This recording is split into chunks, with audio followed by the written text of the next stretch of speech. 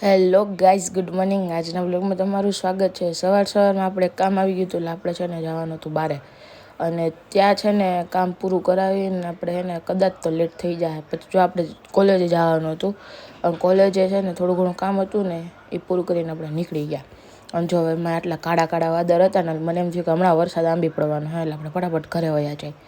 પછી મેં તો ભગાવ્યું ફૂલે સ્પીડમાં એમ.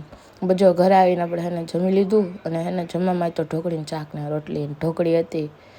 મજા જ આવી જાય આવું શાક ખાઈને એનું. અને મેં વરસાદ હોય બધું આપણે છે ને વરસાદમાં કે બહાર તો જવાય ને, એટલે જેઠાલાલ જોઈ લીધું.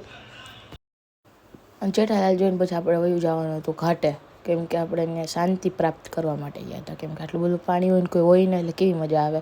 અને ઘાટેથી નીકળીને પછી હજી તો અડધા રસ્તે પહોંચી જાય તો વરસાદ આંબી ગયો. મેં કીધું લાવો હવે અહીંયા આપણે ઊભું રહી જાય, ખોટું પલળી જાવ ને મમ્મી ખીજા હે.